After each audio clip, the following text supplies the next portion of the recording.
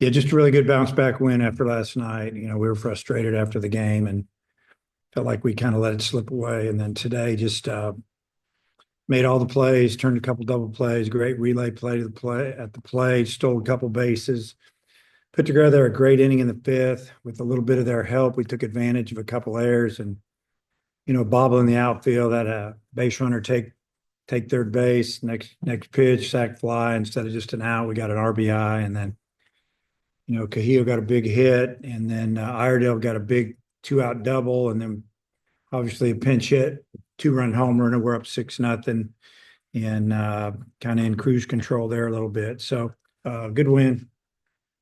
Coach, go ahead. Yeah, Dave, based on what you saw from him this week and even in pregame, did you have a feeling that Wood was going to be a lot better this week than he was last week? Well, he had a really good bullpen, is what I was told by Coach Hobbs yesterday. So he, felt like he would be. I thought he had great stuff last week. He just didn't have the breaking ball, and obviously he didn't command his fastball quite as well. But tonight it was, or today it was just, it was fun to watch. 3 innings of high octane carry, a fastball and a good breaking ball. And I know you said on the broadcast, 35 to 45 pitches max for him. When he pitches as well as he was pitching, was there any temptation to leave him in longer than that, or have you been doing it long enough to where it's like, hey, we got to stick to the plan? No, we were getting him out. As a matter of fact, that was his last hitter. If he didn't get that last hitter, we were going to the pen. 35 would have been ideal. I think he ended up throwing 42. So that was right where we wanted him, and hopefully he gained a lot of confidence. And it's like Coach Hobbs and I talk about. It's kind of like a basketball player that's been out. He started seeing the ball go through the hoop. Man, he gained a little bit of confidence, and he definitely did that today. Matt, go ahead. Yeah, hi Dave. Was just curious with Rocco starting over Cam. Was that more so a platoon thing with the batting splits? And then I guess what'd you think of Cam, hitting a pinch hit home run there? Just matching up a little bit. The right-hander that they started King, the numbers against righties were a lot better for the offensive guys that are right-handed compared to the lefties, and just felt like that we'd start out with a bunch of righties. Going to keep our leadoff man the same. Right-handers after that, and then we had a left-hander in I think the 7 hole. But yeah, that was it. And the big time swing, tried to sneak a fastball by him, and he hit it about as hard as you can hit it. Then I guess what were your impressions of that Brent play up against the net? Have you ever seen anything like that? Well, I didn't see it actually. I just stood over there like all the other coaches, and we watched the net wiggle way down at the other end of the dugout. So then I went down and asked one of our managers, did he catch the balls? We did was see the net. Did it hit the net first? He said, no, he caught it first. So I don't know. I'll watch it later, I guess. Then I guess what were your impressions of Gabe's outing? 3 1/3 scoreless, few walks in there, but able to strand some guys. Um, didn't have his best stuff, didn't command his fastball, had a good breaking ball, kind of just battled through it. I think he was a little disappointed in himself, but I told him, never going to be great all the time. But he was just good enough, and it is what it is. So hopefully next week when we play Texas, he'll be even better. Daniel, you got anything? Yeah. Hi, Coach. Just specifically on the play where the runner got cut down at home. I guess the latest good throw from Wahiva, but how important was maybe Charles's initial throw to start that relay, and maybe the defense from both of them on that play?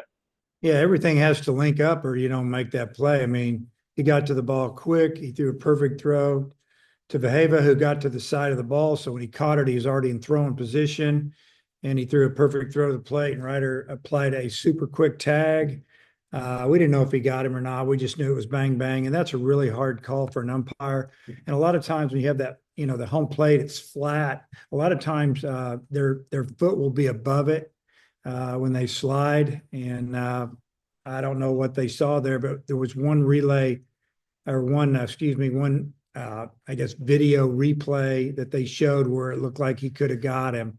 And I imagine back in Birmingham where they look at all that stuff, that's what they saw, and they broke it down, and they came back pretty quick with it.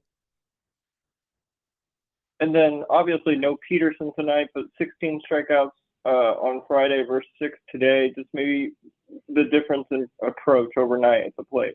Well, obviously it starts with who's on the mound, but Aiden King's got a ton of strikeouts and really good stuff. Now, we thought he was going to throw a little harder than he did. We thought he was going to be like 93 to 96. He was more like 92 most of the game. I think he hit a 93, at least on the board a couple of times. But our guys seemed to be on him a little bit. He threw a lot of off-speed pitches, they did last night. And yeah, so I mentioned that after the game that we cut down our strikeouts by 10, and we made them field the ball, and they didn't field them all, and we took advantage of it and scored 6 in 1 inning. Hutch, back to you. Hey, Coach, how would you assess Jimenez's outing, especially coming in and getting the double play right out the bat? Well, just a strike thrower with heavy sink and good cutter, and he did get a strikeout, and I looked up on the board and it said 96, and it looked like it came out of his hand pretty good. I would say he's been better, but his stuff's really good. Yeah, I mean, he came in and did exactly what we needed him to do, and that's finish the game. We had a lead, but we got him up and down 2 or 3 times, and we just felt like, we can't try to save him for tomorrow. Let's just let it go and let him finish this game and get ready for next weekend, and let some of the other guys do it tomorrow. That was actually what I was going to be asking next. I mean, he threw 39 pitches, but you said he got up and down, so he's probably not available tomorrow. No, I don't think so. Okay. And Matt, wrap this up. We got Cahillo and Gage on deck. Yeah, just kind of going back to the top of the 5th inning, right before Cahillo's hit through the left side, was just kind of curious. Is it common for, defenders to shade closer to the bag like that? It seemed like when the ball got under the shortstop's glove, I don't know, just your thoughts on that. Yeah, well, when you're,